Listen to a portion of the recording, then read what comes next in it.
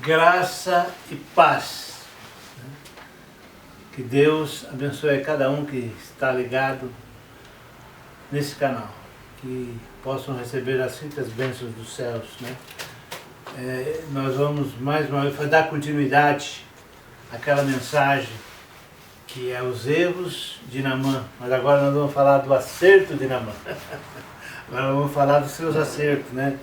Do momento em que ele resolve ouvir o conselho dos seus servos e obedecer à voz do profeta e mergulhar no rio Jordão.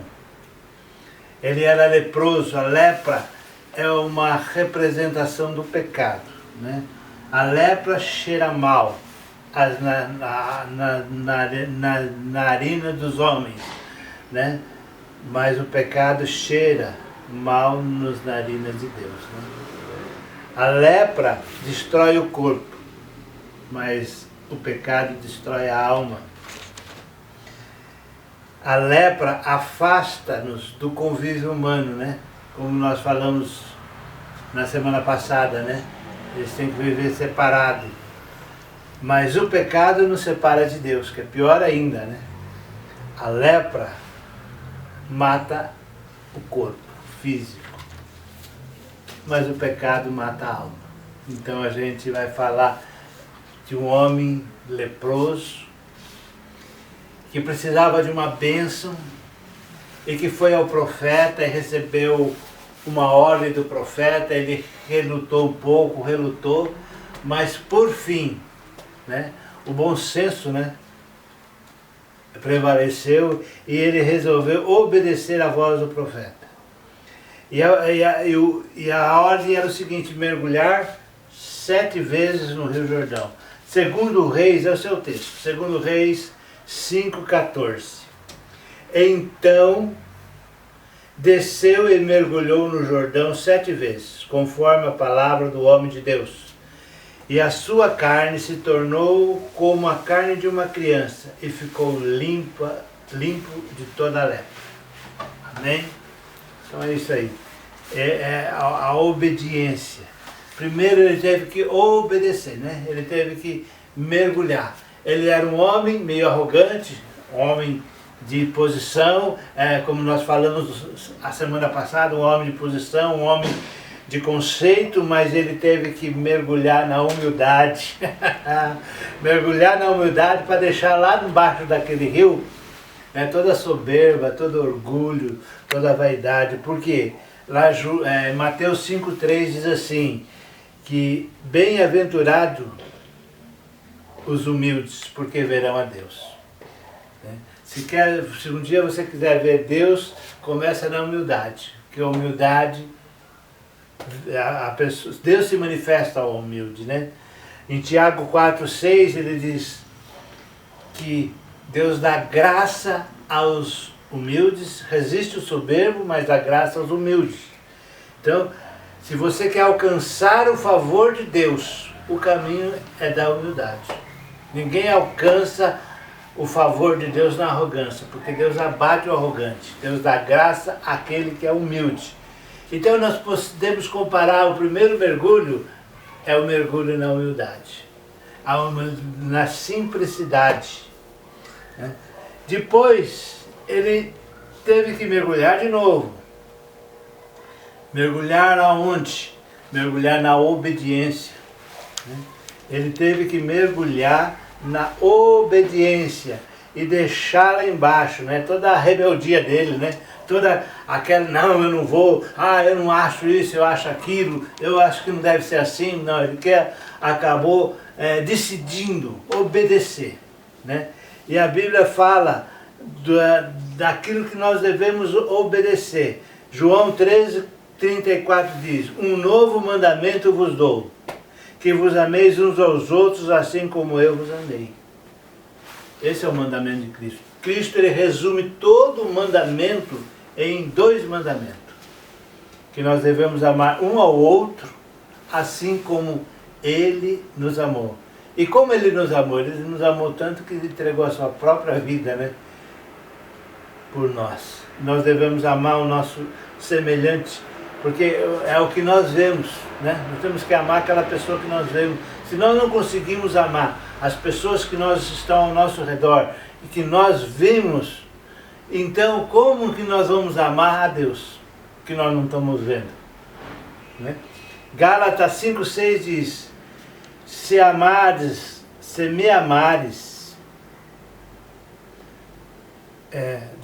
se a me amares, guardará.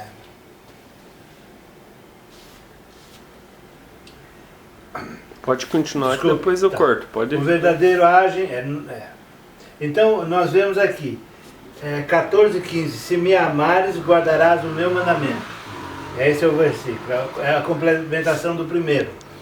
E agora diz aqui: verdadeiramente a fé age pelo amor. Capítulo 5, capítulo 5 de Gálatas 6. Nós vamos ver de uma fé que age pelo amor. Tiago fala que a fé sem obras é morta, né? Então nós temos que agir com o quê? Com amor. Ela só tem validade com amor. O amor é que dá a tudo aquilo que fazemos, valor. Ele agrega valor às coisas que fazemos. Quando nós fazemos com amor, né? A necessidade. Ele mergulhou na obediência, no mandamento de Cristo, mergulhou no amor de Deus, né? Mas teve o terceiro mergulho, que é o quê? A perseverança.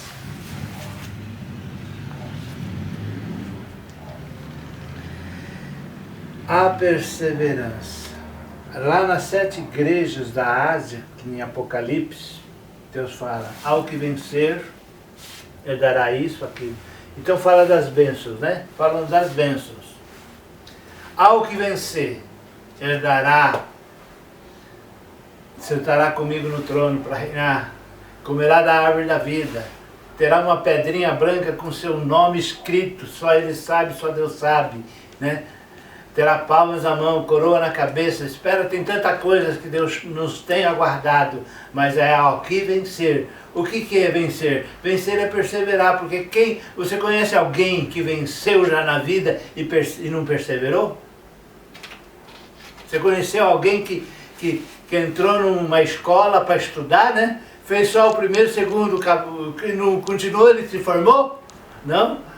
Alguém que entrou com uma luta para guerrear e daí voltou para trás, ele ganhou? Não ganhou? Só ganha, só tem a vitória, só tem a bênção aquele que persevera. Então, Naamã continuou mergulhando na perseverança, né?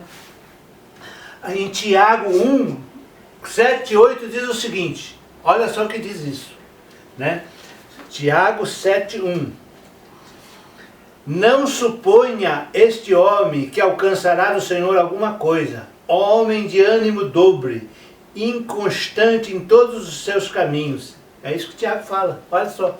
O inconstante, o que é o inconstante? Aquele que começa um curso, não termina, entra no serviço, daqui a pouco sai, tudo que ele faz é pela metade, né? Entra numa igreja, daqui a pouco já está na outra. Não persevera em nada, né? Aí, você sabe, tem aqueles que chegam perto de você e falam assim: olha, pode contar comigo. E parece que é aquele que ele vai fazer tudo, né? Eu vou fazer isso, vou fazer aquilo, né? Na primeira dificuldade, tchau e benção, né? É aquele que promete muito e não faz nada. Então, você acha que alguém assim vai alcançar de Deus alguma coisa? Há necessidade, tudo que fizermos para Deus tem que haver perseverança. E a Bíblia nos diz que a perseverança produz paciência e a paciência esperança. A perseverança produz paciência e a paciência esperança. E a esperança não confunde, por quê? Por que não confunde? Porque o amor de Deus é derramado em nossos corações pelo Espírito Santo. Olha o amor de novo aí, né? Olha o amor entrando em ação de novo. Quer dizer, o amor de Deus tira toda a confusão, né? Toda a confusão que você possa ter. Aleluia! Glória a Deus! Então, nós temos um mergulho na esperança e temos o quê? O mergulho, que é o quarto mergulho, é o do desafio. É aquele mergulho que ele tem dificuldades, talvez a água fosse fria, ele já estava cansado, porque ele já não era um homem novinho, ele era um homem de idade, né? Ele podia já estar cansado, ele podia estar com dificuldade, a água realmente era uma água suja, né? E não era muito agradável mergulhar ali, porém ele continuou o quarto mergulho, né? Se você começar a olhar para as circunstâncias em sua volta, você não vai perseverar coisa nenhuma. Você só vai perseverar se você olhar para quem? Para Cristo. Para aquele que te chamou, para aquele que te convocou, para aquele que deu para você uma missão nessa terra. Então olhe para ele, continue, ouve, não aquelas pessoas que só te põem para baixo, que só te criticam. Lógico, às vezes uma crítica, nós temos que fazer o espólio, né? Fazer a crítica, às vezes é necessário para a gente melhorar, né? Mas tem gente que só critica, não tem uma palavra de ânimo, não tem uma palavra de fortalecimento, não tem uma palavra positiva, né? Então se afasta desses, né? Além do cansaço, às vezes ele estava cansado já, né? Já 4 vezes, às vezes ele já estava cansado, mas ele superou o cansaço, superou os problemas, superou as dificuldades, olhou para Jesus e mergulhou de novo nos desafios, enfrentou os desafios. Porque essa é a vitória, a nossa fé vence os desafios que nos surgem. Então não olhe para a circunstância, não olhe para a dificuldade, porque acima da dificuldade nós temos um Deus.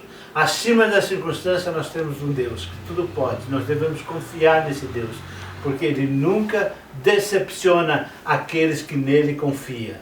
Ninguém vai nunca falar, eu confio em Deus, e Deus pisou, pisou na bola, né? Deus falhou comigo. Deus não falha. Deus não decepciona. Então pode confiar porque Ele é Deus. Aleluia. E o quinto mergulho, né? Hoje vai ser bem rapidinho a nossa conversa aqui, ó. Mergulhou de novo. Esse mergulho, o que é? Servi ao Senhor com alegria e apresentai-vos a Ele com cânticos. Tem até uma canção, né, no Salmo 100, Salmo 100, versículo 2, né? Apresentai-vos a Ele, servi ao Senhor com alegria, e é uma canção mesmo, né, dos Salmos, e apresentai-vos a Ele com cânticos. Servi ao Senhor, a alegria não pode faltar.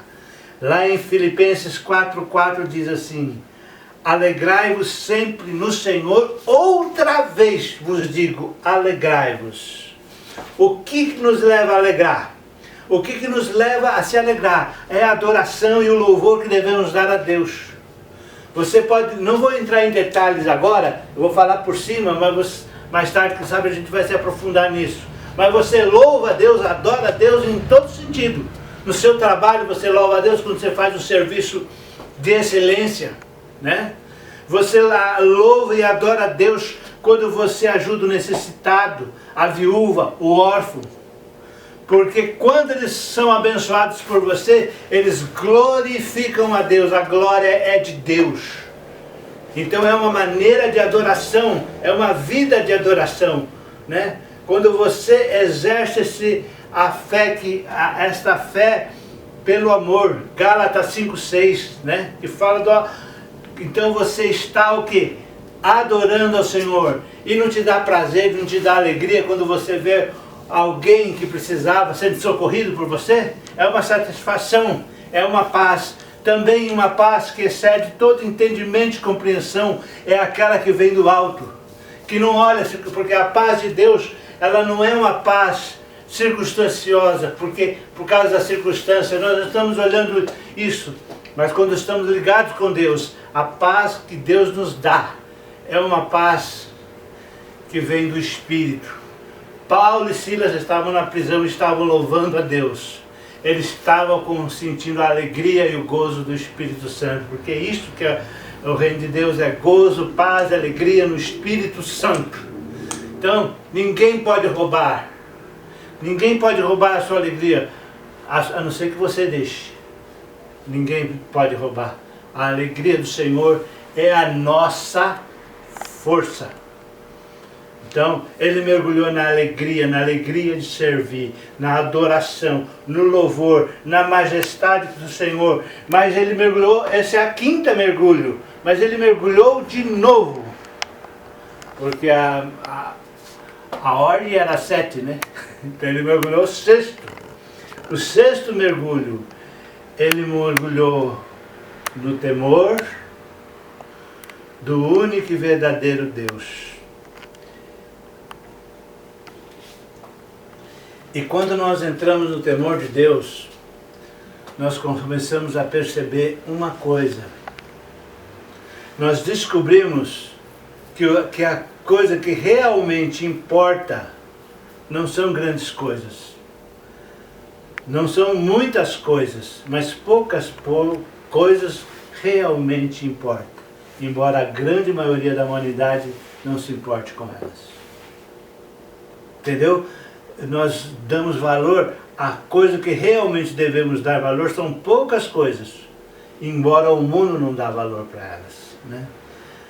Em Lucas 10, 41 e 42, respondeu o Senhor: Marta, Marta, anda inquieta e preocupada com muitas coisas, entretanto poucas coisas são necessárias, e uma só. Maria escolheu a melhor parte. A gente pensa que muita coisa, há coisas mais simples. Porque você pensa em riqueza, você se preocupa com ganhar dinheiro e tudo vai ficar aqui. Né? Vai levar nem uma caixinha de fósforo para o céu, né? E a gente se preocupa com política, se preocupa com dinheiro, com discussão. E o que importa é que nós temos um Deus que tudo vê e que nós temos que agradar a esse Deus que vale a pena, né? Seguir aquilo que Ele nos tem prometido, a sua palavra. Eu faço uma pergunta, eu quero que você reflita. Não precisa, se você quiser mandar no comentário essa resposta, pode mandar, mas se não, medite para você mesmo, responda. Qual é o compromisso que você tem com o propósito de Deus na sua vida? Qual é o compromisso que nós temos com esse propósito? Né? Qual é o temor que leva? Isso depende muito do temor, é que nos leva ao compromisso. Um poeta português, Fernando Pessoa, ele escreve o seguinte, uma das poesias dele ele põe assim, ele fala do navegante e ele diz assim: navegar é preciso, viver não é preciso. Navegar é preciso, viver não é preciso. O que ele está dizendo? Que o navegante, aquele que está navegando, ele coloca essa tarefa, esse compromisso acima da sua própria vida. Ele prefere não viver do que viver sem navegar. Olha só, né? É uma palavra correta, né? Ele fala do compromisso que ele tem. E Jesus disse, João 4,34, Jesus diz assim: a minha comida consiste em fazer a vontade daquele que me enviou e realizar a sua obra.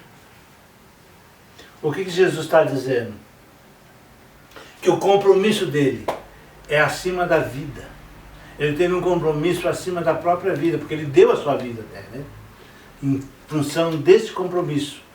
Ele tinha um compromisso de cumprir aquilo que Deus tinha. Qual é o seu compromisso? Eu volto a perguntar. Qual é o seu compromisso diante daquilo que Deus quer de você? Qual é o compromisso que você tem sobre isso? Porque um dia Deus vai...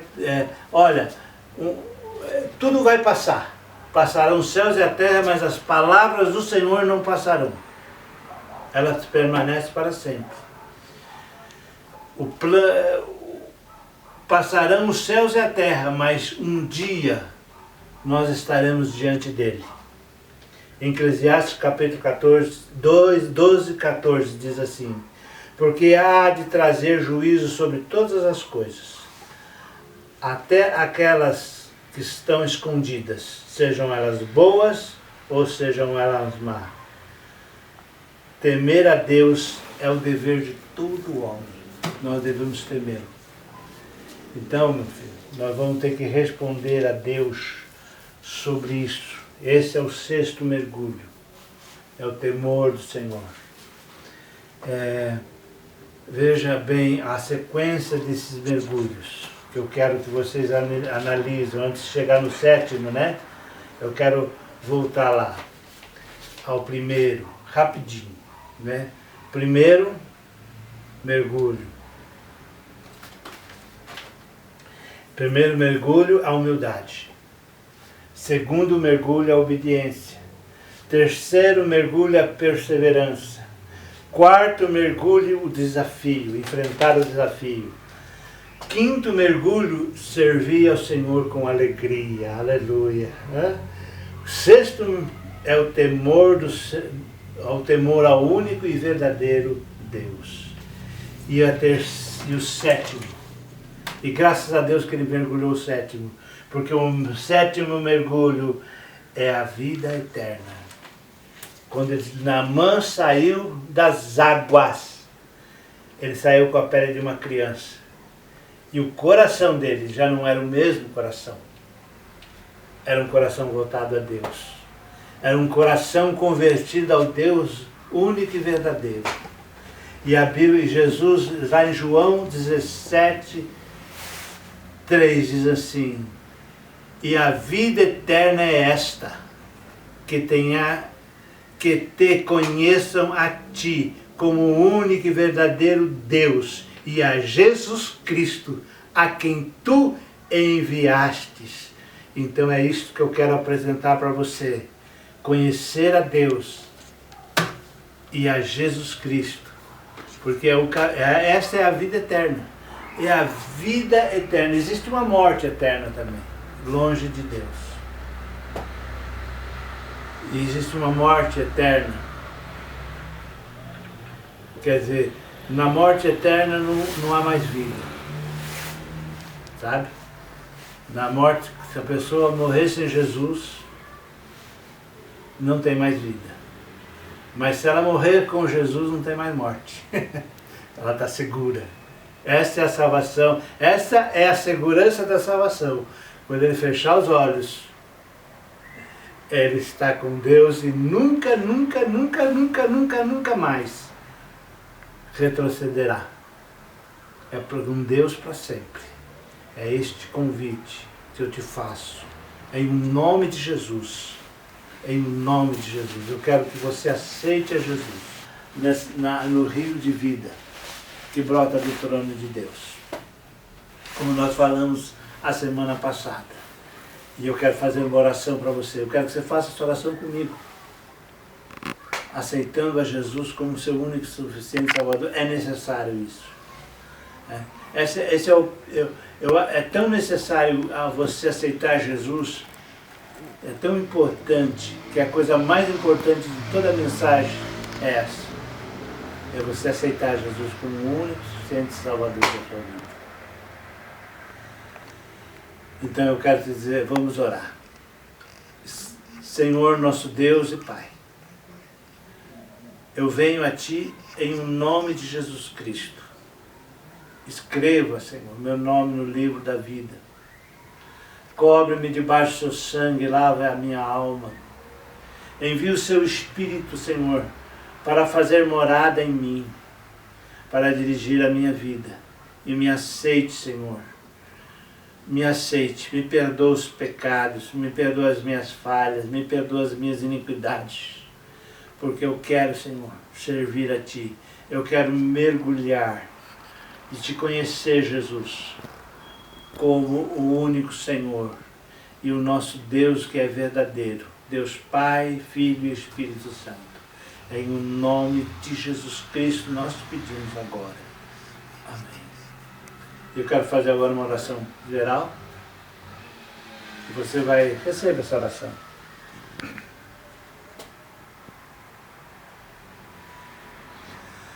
Senhor, nosso Deus e Pai, eu quero abençoar a todos os ouvintes, a todas as visualizações. Deus, eu quero abençoar, Senhor, a cada alma, a cada vida que está nos ouvindo agora. Deus, fala a cada coração, visita cada família. Tu sabes os lares, as dificuldades. Senhor, Tu sabes também, Senhor, que para fazer essa obra eu tenho enfrentado desafios. Eu tenho mergulhado no desafio, na perseverança. E eu creio, Senhor, que as almas vão ser ganhas para Ti, para a honra e glória do Seu nome. Por isso, Senhor, nós Te louvamos, nós Te bendizemos, em nome de Jesus Cristo, o Messias de Israel. Amém. Eu peço para vocês que dê o like, que compartilhe, que faça o comentário, e também quero te pedir uma quarta coisa, que agora eu vou pedir sempre. Ore por mim.